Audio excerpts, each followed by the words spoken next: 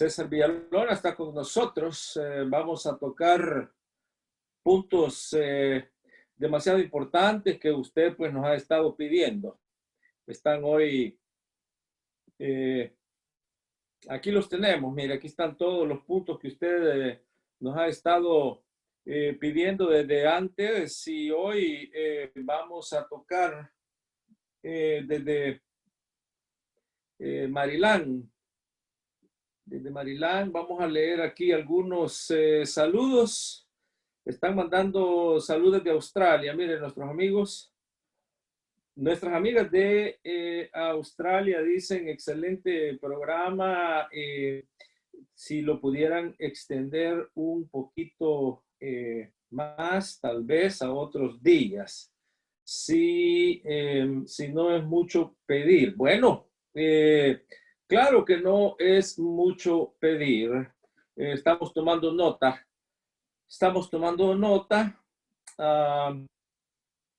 De igual manera, están saludando. Mire, vienen los saludos de le llaman, ¿cómo le llaman a esto? Le llaman la manzana, la gran manzana.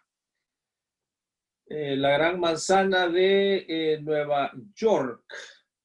Están mandando saludos también de Los Ángeles. Y qué bonito que aquí están nuestros amigos también de Sudamérica. De Sudamérica están llegando todos los amigos también. Hoy vamos a estar profundizando un poquito sobre temas claves que usted nos ha pedido. Usted nos dice cómo está la situación económica del país, qué está pasando en El Salvador, qué está pasando con el salvadoreño de a pie, qué está pasando con el salvadoreño que está en la vil calle hoy. Hay una situación económica en donde, de acuerdo a algunos estimados, y hoy vamos a entrar en detalle, más de la mitad de aquellos que tenían porque no, algunos dicen un empleo de 8 horas diarias con remuneración, aunque sea indigna, pero tenía su trabajo. Nos dicen aquí los números, más de la mitad quizás pudieran haberlo perdido en los últimos 4, 5 meses. Y todavía peor aún, nos dicen algunos, las posibilidades de lograr otra vez ese trabajito o uno mejor son unas posibilidades bastante oscuras. Vamos a ver entonces, vamos a tocar todos esos temas. Vamos a ver si está el audio funcionando con Francisco, porque me dicen que aquí andan los estudios. Y ya viene César Villalona también. Probemos con Francisco si anda en los estudios. Vamos a ver, Francisco, adelante.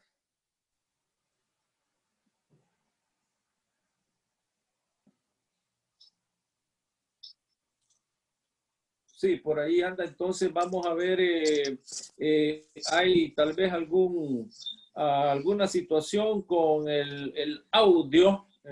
Aquí están los dos audios activados, nos dice Estelita, nuestra ingeniera en sonido. Ya va a entrar entonces, Francisco, por ahí anda en el otro tema. Saludarlos, a terminar aquí los saludos, por lo menos los iniciales. Mire que están viendo de San Vicente, nos están viendo acá. San Vicente dice saludos y siempre esperando el programa que ustedes tienen. De igual manera están saludando del oriente de la República. Ya vamos a ver, Francisco conoce mucho la geografía del país, ya nos va a decir por dónde queda esta ciudad. San Alejo, dice La Unión. Vamos a ver, todos ustedes que están saludándonos. Ya recuperó el audio, el padre Francisco. Adelante. Sí, Pablito, aquí claro y fuerte desde el norte de California para Radio Farabundo Martí Internacional. Adelante, Pablito. Sí, entonces ya ustedes escucharon, ya tenemos ahí en nuestro estudio a Francisco y también los temas de los que ustedes han estado atentos, porque nos dicen Mire qué interesante lo que nos están diciendo. Ahorita hay una gran fuerza, economía, le llaman la población económicamente activa. Económicamente activa quiere decir que está contribuyendo a su país, que está contribuyendo a producir, que está contribuyendo a con lo que gana, con esos centavos que gana, a comprar, a consumir. Pero nos dicen que esta población económicamente activa en el país está desactivada. Y es que las posibilidades son negras. Vamos a ver, ya tenemos a César. A César por aquí lo ha estado esperando la gran audiencia. César, ¿qué han estado esperando aquí la audiencia? Están ahorita inquietos, inquietas, porque hay bastante información que hay que cubrir. Primero hay que ver si nos escucha bien, porque lo Sí, muy estamos bien, viendo. Pablo. Muy Se un gusto estar escucha con bien. ustedes de nuevo. Sí. Y está bien, César, nos está viendo bien, el volumen bien, todo bien. Todo bien, todo bien. Excelentísimo. Aquí estamos ya entonces con el experto. Miren que los lunes tienen ustedes geopolítica, los martes al experto en relaciones internacionales, los miércoles al experto en economía, los jueves al experto en muchas áreas, porque aquí estamos hablando con una biblioteca completa. Mire qué interesante. Qué lujo, César Villalona, el tenerte aquí. Gracias por esa gentileza. Ves los temas que vamos a tratar ahora y no hay tiempo. Así es que empecemos, César Villalona. Bueno, mucho gusto. Francisco me estaba planteando en un chat que me envió que tocáramos algunos aspectos relacionados con las declaraciones que dio el presidente Nayib Bukele el día de ayer, el día de la independencia, con algunos aspectos de las declaraciones que dio, sobre todo donde dice que El Salvador no tiene enemigos externos, sino que el enemigo es interno, el que quiere destruir al país es un enemigo local y que el pueblo lo sabe. El presidente de la República no mencionó por su nombre a ese enemigo, solo hizo la alusión, pero nosotros sabemos que se refiere a la Asamblea Legislativa y a cualquier otro órgano del Estado o cualquier otra institución privada de cualquier tipo que adverse su gobierno o que sea crítico con su gobierno. Esa es la realidad que él quiso plantear, aunque no dio nombres. ¿Cuál es la lógica de esta declaración? Bueno, como Bukele está en campaña electoral, ellos están en una batalla por las elecciones de febrero del año que viene, él ha venido insistiendo desde antes de tomar posesión y en todo este periodo que el problema del país es la Asamblea Legislativa. Y si la Sala de lo Constitucional toma alguna medida que él considera que no le conviene, aunque él viole el orden constitucional, también dice que la Sala de lo Constitucional es un problema y que la elige los diputados. Al final termina acusando a los diputados y ataca a cualquiera, porque es un presidente que está en un conflicto permanente, pero haciéndole creer al país que el problema está en el órgano legislativo, principalmente. Que él tiene buenas intenciones, pero que no lo dejan trabajar y que los diputados quieren destruir el país y las diputadas. Eso obedece a su interés de que en las elecciones de febrero del año que viene la población vote por sus partidos, que son Nuevas Ideas y Gana.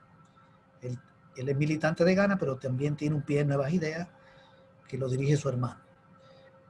Y él va con ese frente de partido. Entonces, es una declaración que nosotros creemos que es muy irresponsable. Primero, no se atreve a decir, o no se atrevió en ese momento a decir claramente a quién se refería. Y dice que es el pueblo que piensa así. Él no puede achacarle al pueblo lo que él piensa. Ese es su criterio.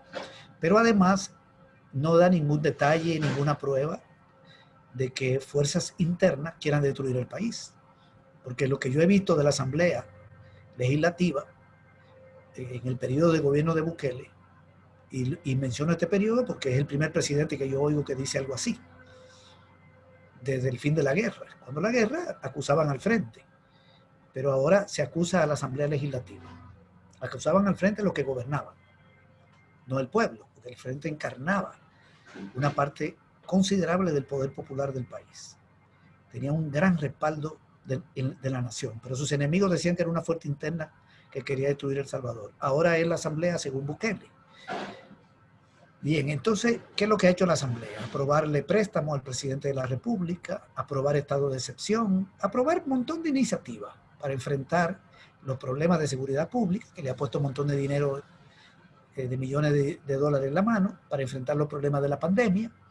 Cualquiera puede tener una crítica contra el presidente de la República, contra un juez, contra un diputado, pero querer decir que la Asamblea quiere mejor dicho, que la Asamblea quiere destruir el país, porque hacia ese órgano era que hacía alusión, es una irresponsabilidad y además no da ningún detalle, no lo demuestra, es una consigna para sus seguidores, para seguir atizando el odio y para que sus seguidores voten por sus partidos.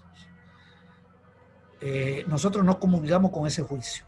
Este es un primer punto. Fíjate que hoy, hace unos minutos, se conoció una carta de renuncia del presidente del Banco Central de Reserva.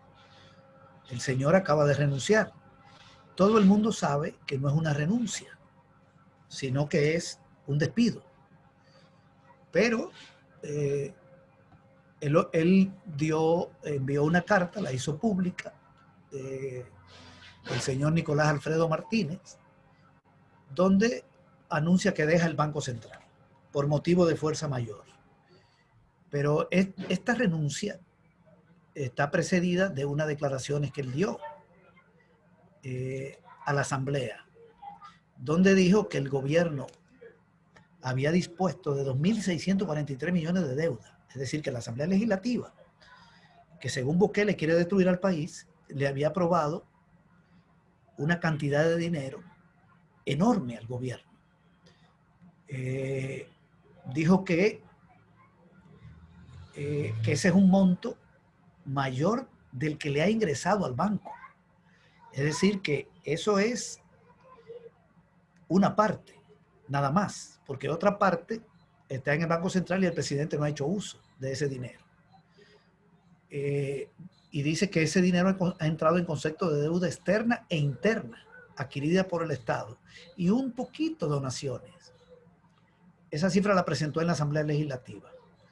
Entonces dijo que los diputados de la Comisión Especial, le dijo a los diputados de la Comisión Especial que investigan la emisión y destino de la deuda adquirida por el gobierno, que las cuentas del Banco Central, que a las cuentas del Banco Central han ingresado, solo a las cuentas 1.643 millones. Y 1.500 de deuda externa y 1.595 de deuda interna. ¿Cuánto da eso? 1.500 más 1.600. Estamos hablando de 3.000, casi 3.200 millones de dólares. Y que ya el gobierno ha dispuesto de 2.643. Es decir, que quedan ahí más o menos unos 800. Esos datos coinciden bastante con lo que sacó el movimiento de profesionales, la organización de profesionales PROES, que sacó un pronunciamiento hace unos días donde demostraba que el gobierno disponía de mucho dinero, que no era cierto lo que estaba diciendo el ministro de Hacienda y el presidente de la República de que no tenía dinero.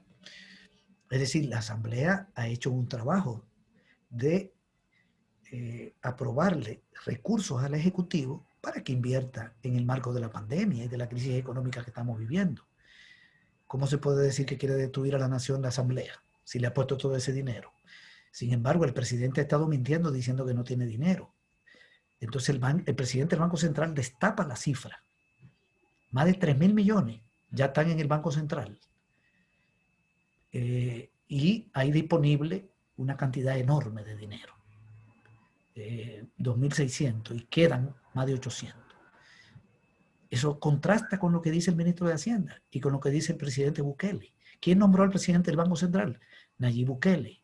¿Quién ha dicho esto? El presidente del Banco Central. Es decir, que el presidente del Banco Central le dijo al presidente de la República que él mentía. Y le dijo al ministro de Hacienda que él mentía. Y le dijo la verdad a la Asamblea Legislativa porque el Banco Central es el que tiene toda la información estadística y ahí es donde ingresa el dinero de los préstamos.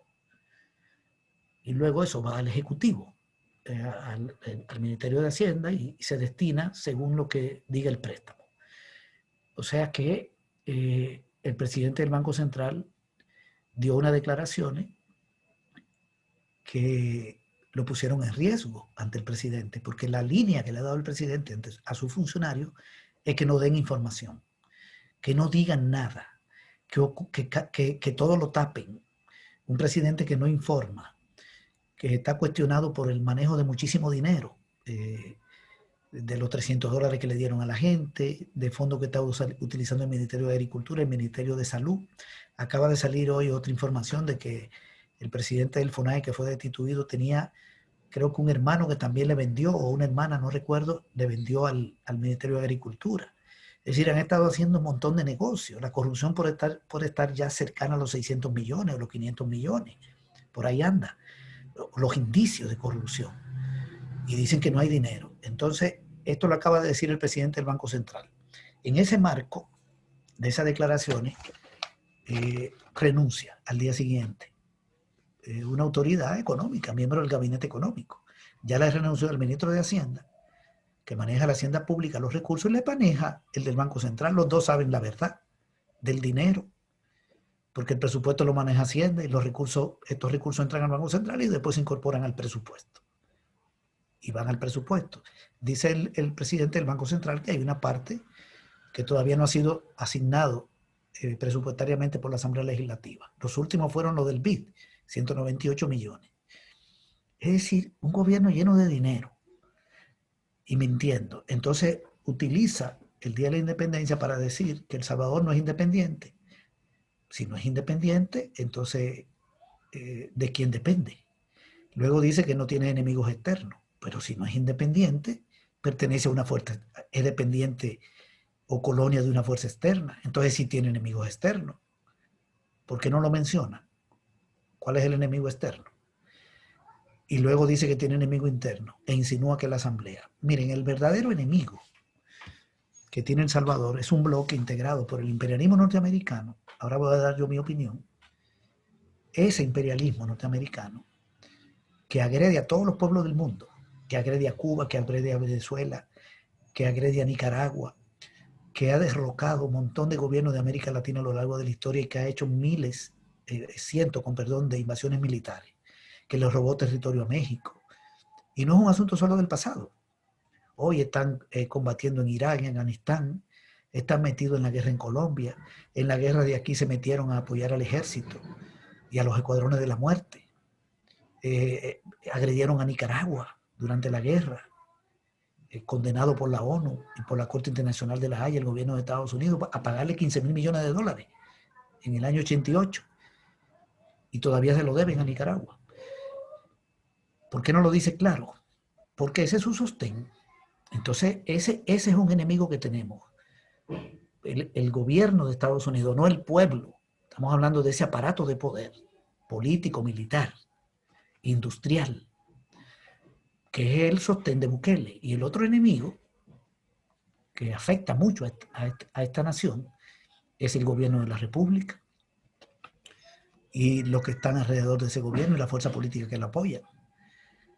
¿Qué ha hecho Bukele en este año? Solo voy a mencionar algunas cosas que ha hecho, que son destructivas para el país. El golpe de Estado que dio el 9 de febrero. Esa no fue cualquier acción. Ese golpe de Estado, cuando intervino en la Asamblea Legislativa con fuerzas militares, que por cierto deberían verse en el espejo de lo que le pasó a Inocente Montano, estos militares que están aquí en el Ministerio de Defensa. El ministro de Defensa, Inocente Montano, acaba de ser condenado allá en España por el asesinato de los jesuitas. Él era viceministro de Defensa. Pues hoy tenemos este problema con este presidente que obligó a la Fuerza Armada a inmiscuirse, entrar a la fuerza en la Asamblea Legislativa y ocuparla, en lo que constituyó un golpe de Estado que duró 15 minutos. ¿En qué pudo derivar eso?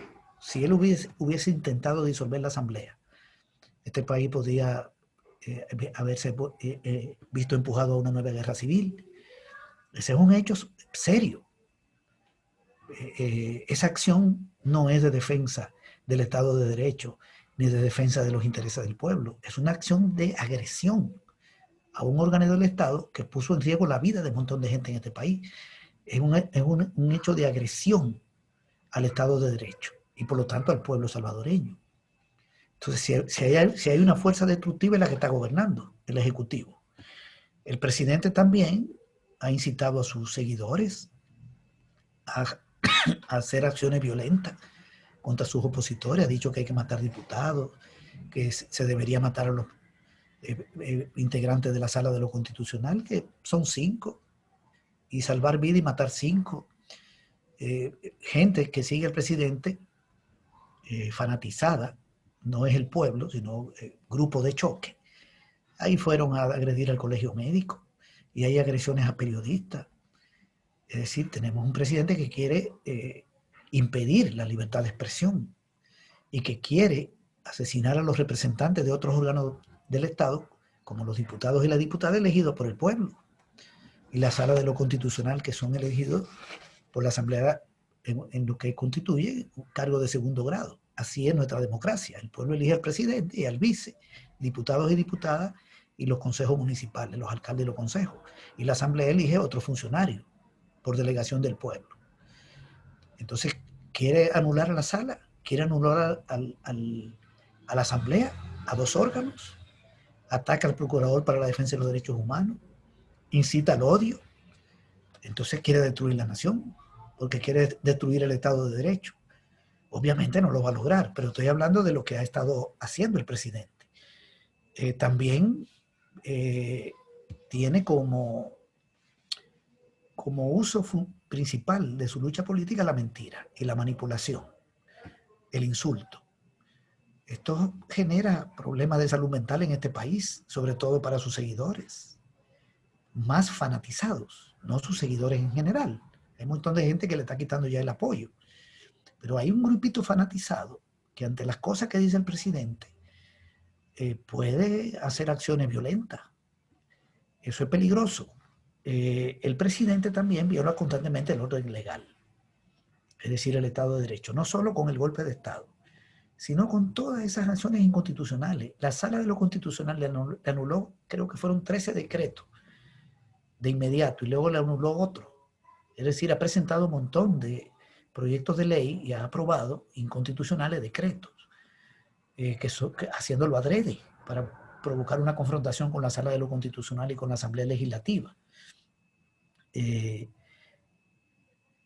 decir, que tenemos un presidente que nosotros podemos decir que quiere destruir el Estado de Derecho, que es un componente fundamental de nuestra nación. Bien, este presidente también eliminó 13 programas sociales que beneficiaban a la población de menos recursos, de todos los programas que dejó el FMLN, y le quitó dinero a otros 5 programas importantes, como el de Ciudad Mujer, como el de Pensión Básica, y ha estado desmontando la reforma de salud aprobada durante el primer gobierno del FMLN.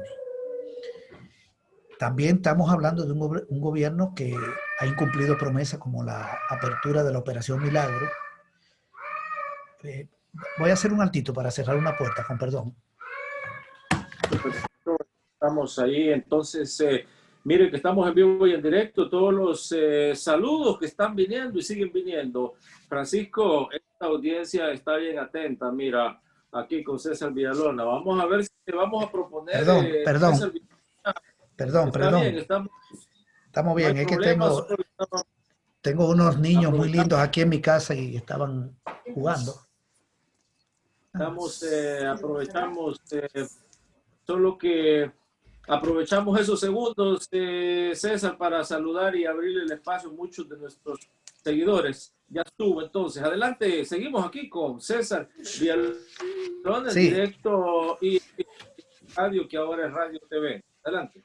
Sí, otro elemento que yo quería destacar, además de que ha desmontado todos estos programas, que son una agresión al pueblo, es el manejo de la pandemia también, donde por culpa del gobierno aquí ha muerto más gente de la que debió morir, y los datos oficiales no son los reales. No hicieron los protocolos a tiempo, no le dieron el equipo al personal médico, todo lo que ya se ha tocado en el tema de salud.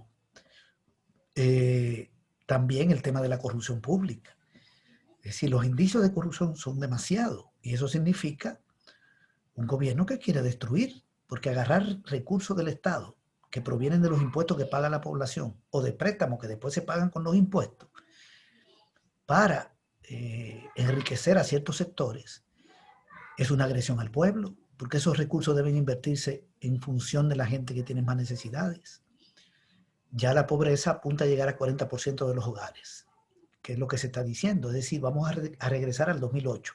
Sabemos que la pandemia, la crisis económica, tiene mucho que ver con esto. No podemos decir solo es un asunto del Ejecutivo, porque no sería un enfoque realista.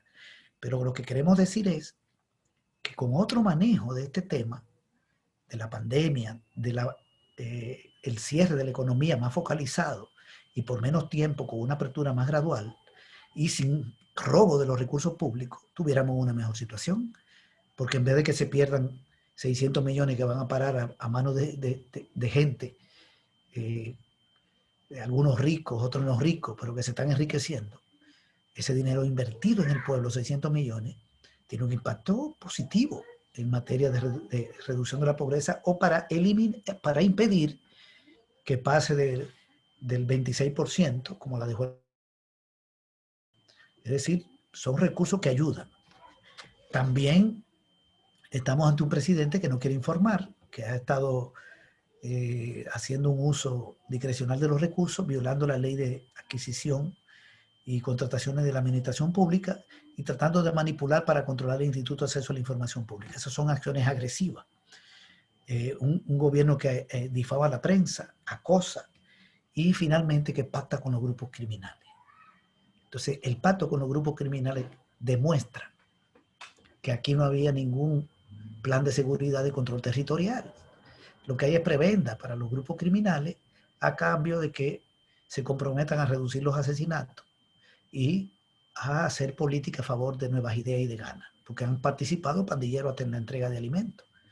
Y ellos, controlando territorio, pueden impedir que la gente que va a votar por la oposición salga a votar o facilitarle que voten a los otros, porque tienen control territorial. El plan del gobierno no es de control, es de afianzamiento de los grupos criminales con un fin político electoral. Entonces, ¿cuál es el agresor del pueblo salvadoreño? Nosotros entendemos que la agresión viene del propio Ejecutivo. Esta es nuestra visión, por estos hechos que hemos mencionado y podemos mencionar más, incluyendo la política exterior, de sumisión al gobierno de Estados Unidos, de pérdida de soberanía, de ruptura de relaciones diplomáticas con Venezuela. En fin, tenemos un gobierno que creemos que no está aplicando políticas en función de los intereses populares, de las mayorías populares, ni siquiera de los sectores medios acomodados, sino que está en función de un grupito, un clan familiar y de pacto con sectores oligárquicos vinculados a Arena para repartirse los fondos públicos. Y ya tenemos un daño muy severo en la población más vulnerable, de pérdida de más de 70.000 empleos, decenas de miles de gente que no están cotizando en las AFP, quiebra de pequeños negocios. Este es el cuadro. Y en ese contexto, ¿qué es lo que se le ocurre al presidente? Decir que hay fuerzas locales enemigas del pueblo salvadoreño. Bueno, sí, las fuerzas locales son las que él dirige. Esta es nuestra valoración sobre este tema. Yo quería conectar eso con lo de la renuncia del presidente del Banco Central, que era un hecho importante, y también con lo de Montano, que nos parece muy bien, la condena en España, que se ha hecho, pero creemos que no ha sido, todavía no es suficiente, porque los quienes tomaron la decisión fueron 8, parece que estaban en el alto mando, incluyendo el expresidente Alfredo Cristiani. Me refiero al asesinato de los sacerdotes jesuitas. Ahí tomaron la decisión el jefe de la Fuerza Aérea, el jefe del Estado Mayor, que era Ponce, que murió, el viceministro de Seguridad Pública, que en esa época era un viceministerio de la Fuerza Armada, porque la Fuerza Armada incluía todo el tema de policía y seguridad. También tomó la decisión, participó el subjefe del Estado Mayor, Rubio, el de la Fuerza Aérea, Bustillo, Elena Fuentes, de la Primera Brigada, en fin, fue un grupo. Ha sido condenado Montano. Ponce creo que murió y el resto está vivo, hasta donde tengo entendido. nosotros quisiéramos como que esto llegara a tocar a todos. Y porque es lo justo. Y no solo en el asesinato de los jesuitas y de sus dos colaboradoras, la señora Elba Julia Ramos y Celina, sino también la gente que tuvo que ver con el asesinato de Romero y muchísimos otros crímenes aquí. Algunos de lesa humanidad, como el de Romero. Pero también esto hay que conectarlo con la realidad actual. No es un hecho nada más del año 1989, cuando en el marco de la guerra el batallón Atracá irrumpió en la Universidad José Simeón Caña y asesinaron a estas dos mujeres y a los sacerdotes, sino que hoy tenemos un ministro de Defensa que no está cumpliendo la Constitución, sino que le está sirviendo sin deliberar de manera ciega al presidente de la República, aunque éste le lleve a cometer ilícito. La Fuerza Armada debe ser obediente al Poder Civil. La Fuerza Armada tiene que respetar el órgano ejecutivo, el legislativo, el judicial. Tiene que someterse. En eso estamos de acuerdo. Pero si el presidente de la República le pide al ministro que haga una acción que viola la Constitución, una acción que no le corresponde a la Fuerza Armada, entonces el ministro debe decirle al presidente que no. Y si él insiste, debe renunciar de su cargo y debe denunciarlo ante el país. Eso fue lo que debió hacer el ministro Francis Merino Monroy. Pero cuando lo interpelaron en la Asamblea Legislativa, no contestó ninguna pregunta. Y cuando le preguntaron si él repetiría los hechos, no dijo que no. Es decir, que tenemos un gobierno, un ejecutivo, con un presidente y un ministro de Defensa que no se arrepienten de lo que hicieron el 9 de febrero y que dejan claro que lo pueden volver a repetir. Es decir, que son agresores del orden institucional. El presidente llegó con la regla de juego de la democracia salvadoreña, en el marco de la legalidad, y se aparta de ella. Esa es la realidad que tenemos. Entonces tenemos un peligro para el pueblo salvadoreño. Eso puede derivar hacia una confrontación en este país grave. Grave.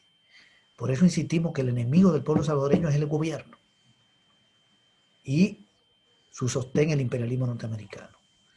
Y la Fuerza Armada debe sopesar bien, porque la justicia llega. Ya le llegó a Montano, este ministro de Defensa, este ministro de Seguridad y este jefe de la policía que tenemos, que en vez de obedecer a la Constitución, a jurar, porque le juran a la Constitución, poner a la Constitución por encima, son capaces de responderle a los caprichos de un presidente. Nosotros queremos que respeten al presidente y que se sometan al mandato del presidente de la República, siempre que el presidente se apegue al orden constitucional. Si se aparta del orden constitucional, esos funcionarios deben abandonar sus cargos y no utilizar a esos cuerpos armados para cometer ilícitos. Esa es nuestra lectura de esto, pero que se mire en la experiencia, en esto que acaba de ocurrir, este ministro, ¿verdad? Es importante. Este no es un hecho del pasado, lo tenemos en el presente. Estamos aquí ante una situación delicada. Bien, entonces, este es un resumen que yo quería hacerle a partir de lo que me planteaba Francisco de estos temas. Y yo le doy la palabra a ustedes para interactuar y ver qué otros aspectos que ustedes consideren podemos abordar. Adelante. César, los partidos Arena, FMLN, PDC y Gana, bueno, tienen sus respectivas maquinarias políticas, electorales, pero al parecer, bueno, y tienen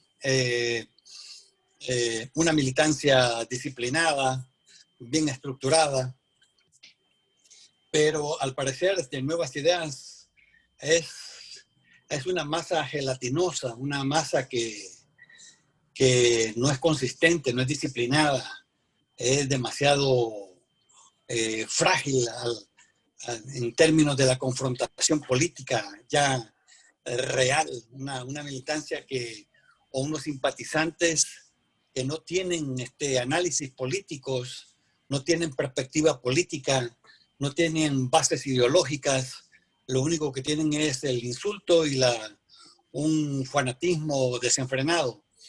Ante esta situación, ante este contexto, yo percibo de que el presidente está apoyándose en las estructuras disciplinadas y agresivas de las pandillas que están repartidas en casi todo el territorio. Y con ese hallazgo que tuvo la Corte de Cuentas de que hay 100,000 cuentas bancarias sin nombres, sino que solamente son números donde se les depositaron $300, que son 30 millones ahí que no saben a dónde están. Yo percibo que las pandillas y este dinero van a ser utilizados para la promoción de la campaña política del partido bukeleano. Esa es la percepción que tengo, que cada vez es más claro para mí. Hay una pregunta acá también, César. La Comisión Política recomienda al presidente Bukele la destitución del ministro de Defensa, Merino Monroy. ¿Cuál es tu opinión al respecto? Bueno, mira, sobre la segunda pregunta, a mí me parece muy bien que esa sea la solicitud que haya hecho la Asamblea Legislativa, porque ese señor lo interpelaron y lo que hizo fue burlarse de la Asamblea, no contestar las preguntas, insistir en que no fue un operativo militar, pasarse horas repitiendo eso. Igual hizo el de Anda, que llegó ahí a repetir la misma idea, un guioncito. Y es una persona que no dijo que no repetiría los hechos cuando le preguntaron. De manera que estamos ante un peligro. Entonces es necesario que haya una destitución. Aquí el problema es que él es nombrado por el presidente. Y el presidente y él fueron los que dieron el golpe de Estado. El presidente es el jefe, comandante en jefe de las Fuerzas Armadas. Ojalá que la Asamblea hubiera tenido el poder necesario, no lo tiene, constitucional, para destituirlo. Pero el gran problema, más que el ministro, sin exculparlo, es su jefe. Porque el presidente no va a tomar en cuenta lo que le propone la Asamblea. Y también puede nombrar a cualquiera que haga lo mismo. Entonces aquí hay que llegar a interpelar al presidente de la República. O sea, la comisión que creó la Asamblea para investigar los hechos del 9 de febrero está pendiente que dé un dictamen. Y ya sabemos por dónde debe ir el dictamen, porque todo eso fue público. Todo lo vimos por la televisión, fue presencial, todo lo que ocurrió. No hay ningún jurista serio que no diga que no hubo un golpe de Estado. La Asamblea, a partir de ese informe y de todas las evidencias, debe interpelar al presidente. Esa es mi opinión, para ir un poquito más allá. También al de seguridad y al jefe de la policía, eso está pendiente. Pero hay que llegar al primer mandatario, que fue el que le dio la orden a toda esta gente. Entonces, bueno, es una buena iniciativa. A mí me parece bien que la Asamblea haya tomado esa decisión y ojalá que llegue más allá. Yo quería hacer un comentario con lo otro que tú señalabas, Francisco, que me parece muy correcto. Fíjate que entre febrero y julio han perdido el empleo en el sector privado, formal, en las empresas formales que cotizan al Seguro Social. Han perdido el empleo un poquito más de 75,000 personas. Pero en el sector público, entre febrero, en medio de la pandemia, y julio, no hay datos de agosto. Todavía. Han aumentado el empleo en 1,200. Es decir, que en el Estado han contratado 1,200 personas. ¿Qué personas son esas que han contratado en medio de la pandemia? No es personal de salud. Sabemos que no es por ahí. Hay una información que yo supe hoy, que solo en el CONNA, que tiene que ver con el tema de la niñez, contrataron 46 especialistas con un salario de alrededor de $2,200. ¿Y eso para qué es? 6 especialistas, 84 especialistas con $2,200. y están contratando, hay gente que está llegando por contrato. Yo me atrevo a decir, sin tener prueba, o a plantearlo como una conjetura, pero creo que es una conjetura con mucho fundamento, que se trata de activistas políticos de Nuevas Ideas, que esto está vinculado a la campaña electoral, al trabajo político del gobierno, en función de las elecciones de febrero. ¿Y de dónde sale el dinero? Bueno, ya vimos todo el dinero que tiene el gobierno, pero además, este presupuesto se aprobó con más de 100 millones de dólares de un gasto que se llama financiero. De todas las instituciones públicas tienen un gasto que se llama financiero, que es para pagar la seguridad social y otros compromisos. Ese gasto se abultó muchísimo. El Frente no votó por ese presupuesto. De ahí sobró dinero para moverlo a pago de salario.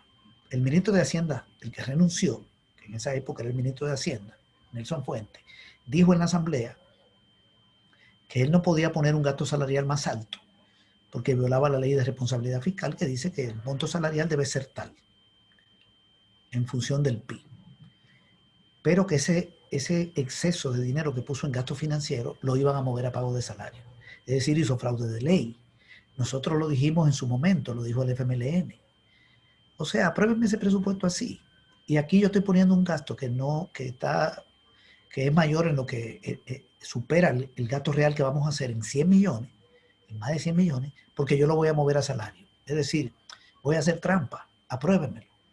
Y lo que aparece en esta partida después yo lo voy a mover para la otra. ¿Y por qué no lo ponen en la otra? Porque si la pongo en la otra viene una ley. Yo lo voy a mover después que ustedes me lo aprueben. O sea, una ilegalidad si se aprobó ese presupuesto. De ahí están sacando dinero para contratar estos 1.200 de los gastos financieros, que lo que andan en campaña electoral. Y también le pueden pagar un dinero mucho mayor del que reciben y que otra parte vaya a los grupos criminales. Perfectamente a una persona le pueden decir 2.200 y le quedan 500 y el resto va para otra cosa. Pero queda como que recibió 2.200. La legalidad la cubren y los otros se va por otro lado. Entonces yo sí creo que ellos están en una lógica electoral. El Partido Nuevas Ideas no tiene estructura. Es un grupo de gente, seguidores del presidente de la República. No lo subestimamos, porque el presidente tiene mucha gente que lo sigue. Se están constituyendo en fuerza política, un desastre, que le hicieron fraude a muchísima gente. Los que dirigen ese partido son un grupo de gángsters, no la gente que lo sigue, pero sí los que están en esas estructuras, que lo que van es por puesto público, para ver cómo se hacen ricos. Es una batalla por eso, por el empleo, para enriquecerse. Y es un partido sin experiencia, que no ha tenido partido nuevo sin estructura. Entonces necesitan también el apoyo de, como dice Francisco, de otros sectores de la sociedad, en este caso con lo que están pactando, que son grupos que están fuera de la ley, grupos criminales. Hay una mezcla en todo eso. Eso es una realidad que está viviendo este país. Y eso debería investigarlo la Fiscalía. Es la llamada a hacer las investigaciones. Y por eso no se quiere rendir cuenta del uso de los recursos. Este es el punto. No rendirle cuenta a la Corte de Cuentas, controlar el Instituto de Acceso a la Información Pública, modificar la ley y la CAP para hacer compra directa. Porque todo eso se presta a filtración de cientos de millones de dólares. Que una parte puede ir a estructuras criminales, otra parte puede ir a financiar actividades de Nuevas Ideas, a pagar locales, a pagar energía eléctrica, gasolina, los elementos que se utilizan en la campaña, los gastos que se hacen. Otra parte para enriquecer gente. Es una mezcla de cosas. Es un reparto, porque otros se quedan con millones, altos funcionarios. Y ya están sacando dinero para Estados Unidos. Allá hubo un banco que dijo, no acepto este depósito. O sea, están en la fuga de capitales. Esa es la realidad que estamos viviendo. Pero sí es una realidad, es un grupo gelatinoso, sin experiencia política, con una masa amorfa. Y se va a mover con dinero. Y ahí está el botín del Estado.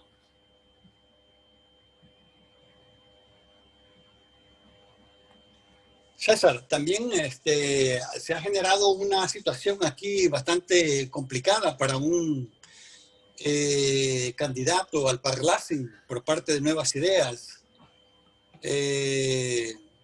Tal parece que hizo un video en donde él pide que el gobierno debe de dialogar con las pandillas.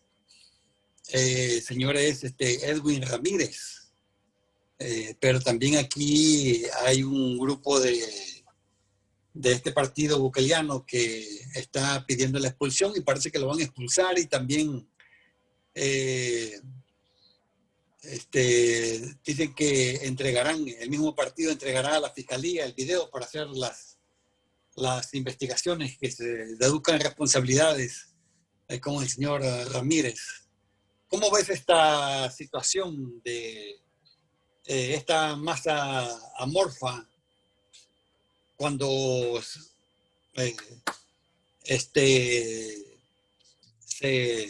a medida que va avanzando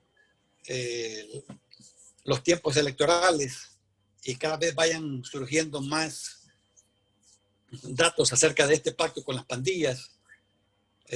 ¿Cómo analizas la reacción de esta gente? ¿Se va a perder más afiliados, más simpatizantes, o se irán acomodando a las orientaciones que dé Bukele? Mira, yo creo que Nuevas Ideas es un partido en crisis. Es un partido en crisis. Eso no quiere decir que no tenga seguidores, porque son los seguidores del presidente Bukele. O sea, Bukele tiene un caudal que es innegable. Ganó las elecciones en primera vuelta. Yo creo que hoy no tiene el caudal que tenía, pero sin duda él tiene un respaldo de una amplia franja de la población. Igual tiene Fuerza Arena, el FMLN, otra fuerza política.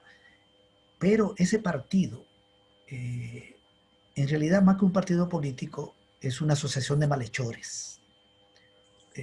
Cuando me refiero a eso, no me refiero a sus bases. A la gente pobre, la gente de bajos ingresos que quiere mejorar sus condiciones de vida y que entiende que la mejor forma de hacerlo es apoyando al presidente Bukele, porque le cree al presidente Bukele. Bueno, esa es la gente víctima. Pero los que están al frente de esas estructuras son gente vinculada a actitudes ganteriles. Esa es la verdad. Y eso se verificó, entre otras cosas, se verificó en el proceso electoral interno. Todo el aplastamiento y la denuncia que hubo ahí, y la gente cuestionada que fue elegida, y cómo le hicieron fraude a otros. Pero también se ha verificado, porque en locales de Nuevas Ideas han aparecido paquetes agrícolas y han aparecido paquetes de alimentos. Es decir, es un grupo político que agarra recursos públicos para trasladárselo a la población. Y en ese traslado, obviamente, puede haber robo. No todo se entrega. Un partido serio no hace eso. No agarra recursos públicos que deben ser distribuidos por las instituciones hacia la gente para hacer de intermediario. Porque ¿quién tiene que repartir los paquetes agrícolas? El Ministerio de Agricultura. ¿Qué hace Nuevas Ideas ahí? Y Gana. Ya se sabe de dónde viene Gana. Gana viene de Arena, y Arena viene de los Escuadrones de la Muerte. Es decir, Arena es la conversión de Escuadrones de la Muerte en partido político. Y a ese partido pertenecían los de Gana. Y a Gana pertenece Bukele. Entonces estamos ante unas fuerzas tenebrosas de la lógica de los intereses populares. Y Nuevas Ideas, gente arribista, buscando puestos. El pobre no va a sacar nada de ahí. Lo que sacan son los que dirigen. Este señor dio esas declaraciones, cometió un error, porque decir eso es como ser muy sincero. Y ser muy sincero con un partido de gantes no es buen negocio. Entonces es probable que él lo sacrifique por haber dicho esto. Lo otro es que está prohibido. El presidente de la República le tiene prohibido a los funcionarios y a los dirigentes de su partido. Yo digo de su partido, aunque lo dirige su hermano, pero él tiene un pie ahí, que den declaraciones públicas de ese tipo o de cualquier tipo. La tarea de un funcionario público es decir que todos los problemas del país se deben a los diputados y las diputadas. Esa es la orientación que le ha dado el ministro de Hacienda, al ministro de Salud, cada vez que abren la boca para vomitar contra la Asamblea, a Conan Castro, al otro. Por eso el del Banco Central, que da esta información, un hombre técnico, termina expulsado. Por eso el ministro de Hacienda, que ve el teje-maneje malo, termina renunciando, expulsado. Esas no son renuncias. El presidente le dice, póngame la renuncia o lo despido. Escoja usted, que es más elegante. Entonces, yo creo que los problemas internos en Nuevas Ideas, volviendo a Nuevas Ideas, pero todo está mezclado, porque Nuevas Ideas también es partido de gobierno, aunque el presidente no sea militante formal. Ese partido va a entrar en un proceso de crisis más profunda en la medida que se acerquen las elecciones. Y si logran un buen resultado electoral, su crisis se va a agudizar porque el objetivo no es aplicar un proyecto de transformación positiva del país, sino un proyecto de afianzamiento de un grupo económico particular y que también beneficie a ciertos dirigentes que andan metidos ahí para salir ricos del nuevo gobierno.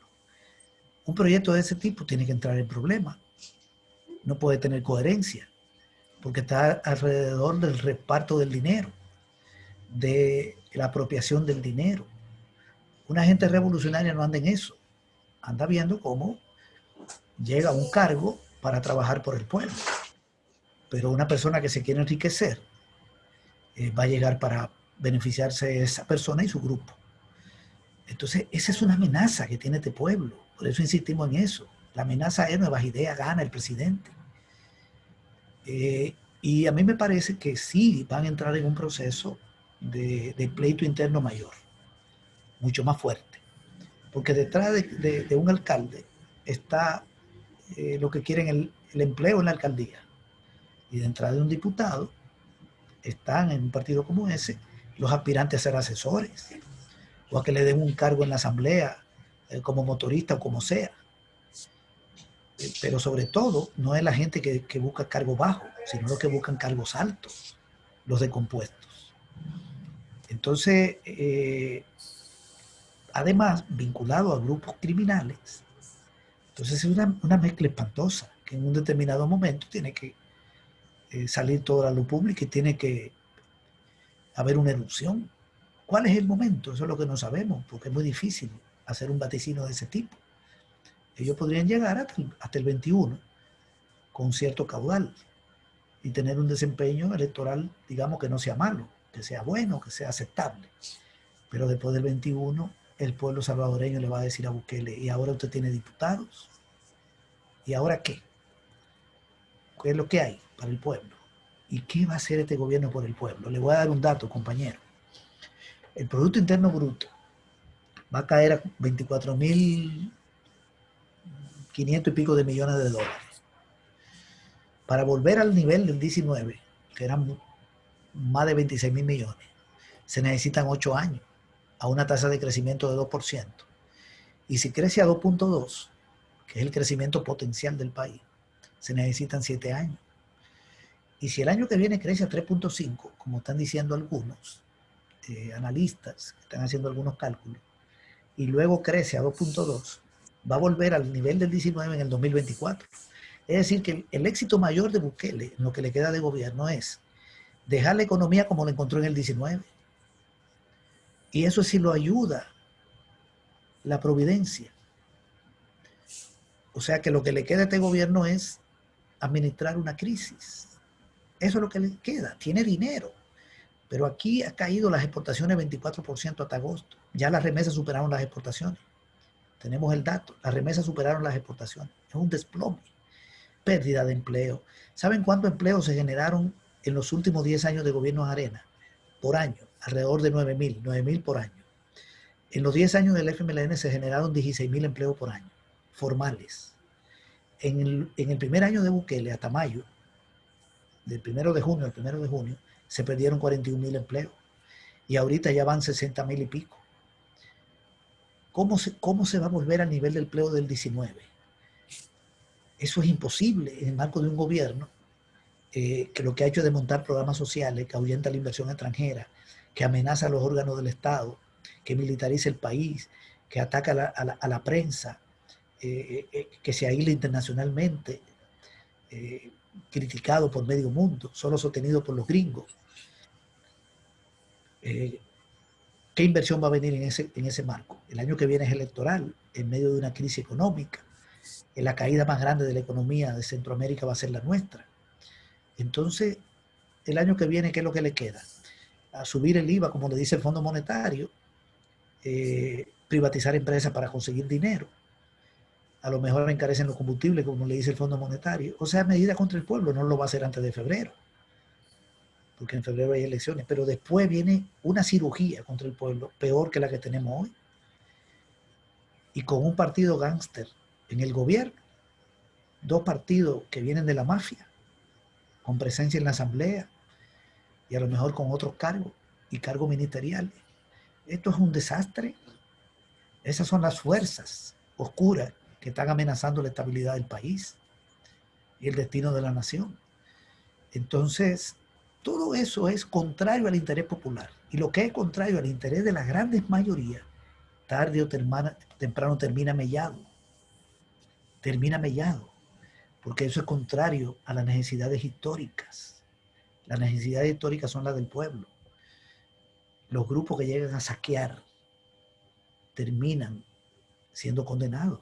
El país entra en una compulsión, el pueblo despierta y vamos a volver a recuperar lo perdido. Y hay que repetir siempre los datos, compañeros. El FMLN encontró la pobreza en 40% y la dejó en 26% en el 2018. Encontró la mortalidad infantil en 23% y la dejó en 9%. La mortalidad materna la pasó de 49 a 26%. Por cierto, hoy tuve una reunión con gente de salud que dicen que está aumentando la mortalidad materna. Todos los indicadores se han deteriorado, en parte por la pandemia y en parte por la política del gobierno. Y el futuro no es promisorio para el año que viene, para el siguiente año. ¿Qué proyecto va a hacer Bukele? ¿Qué es lo que le queda de proyecto? Si no tiene ni plan. El Fomilenio es un desastre, que por poco ni lo terminan. Ya no va a haber un Fomilenio 3. Ahora viene lo del TPS. Su sostén, que es el gobierno de Estados Unidos, le dice no hay más Fomilenio, porque usted no puso en el presupuesto la contrapartida. Ustedes son unos irresponsables. El gobierno de Estados Unidos, bueno, no el gobierno, quienes decidieron allá, lo del TPS no está definido, pero ahí se ve otro problema con eso. Entonces, no tenemos un destino bueno por el momento, salvo que el pueblo logre darle vuelta a todo esto en el corto plazo. Si no se le da en el corto plazo, le vamos a dar vuelta en el mediano plazo. Y estos partidos no van a tener la sostenibilidad como para continuar un proyecto de largo plazo. No pueden, porque están dirigidos por gente decompuesta y están en función del dinero del negocio. Esa es la realidad que tenemos. Francisco. Sí, César, dos cositas así rápidamente. Acabas de decir de lo que medidas que golpean el interés popular se vienen abajo.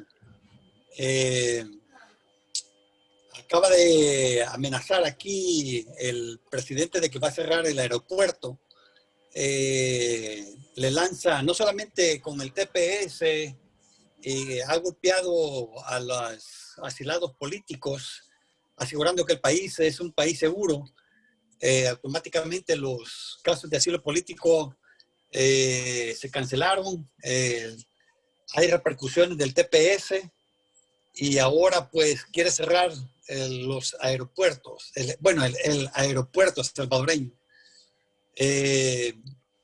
Y está dando indicios de que quiere montar una nueva cuarentena.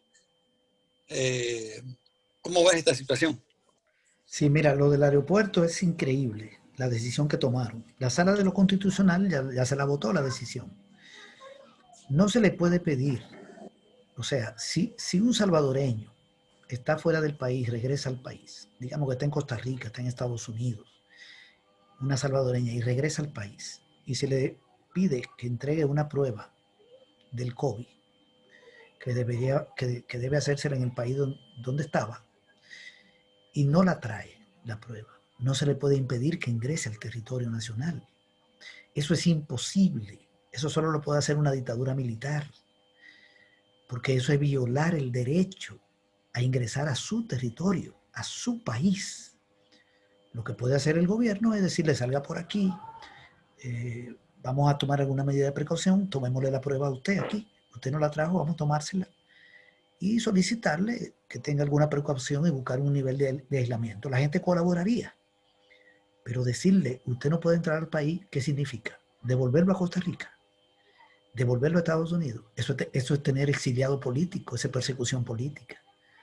Eso es totalmente inconstitucional. Cuando gobierna cuando hay una dictadura militar, hay gente en el exilio.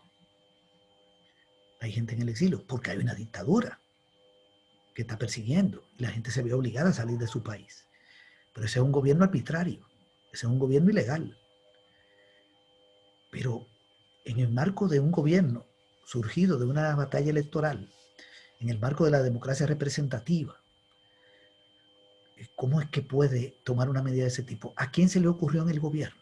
Bueno, se le ocurrió al presidente. Entonces la sala lo declara inconstitucional. Ahora toman la decisión, el presidente, de exigirle a las líneas aéreas. Es decir, una línea aérea que me trajo aquí al país, yo vine por una línea aérea en el aeropuerto, no me tomé la prueba del COVID del país donde vengo, esa línea aérea me va a subir al avión y me va a sacar de mi tierra. Me va a sacar de mi país, me va a decir, venga por aquí, entra a este avión, que este avión va a salir dentro de 2 horas de regreso. Y usted se va para Puerto Rico, o usted se va para México. Por Dios, eso es increíble, la cosa que estamos viendo. Eso no tiene ninguna lógica. Intentar eso es un golpe de Estado de nuevo, de otro tipo. Es contra el pueblo. No se puede impedir la entrada de una persona a su territorio. No se puede.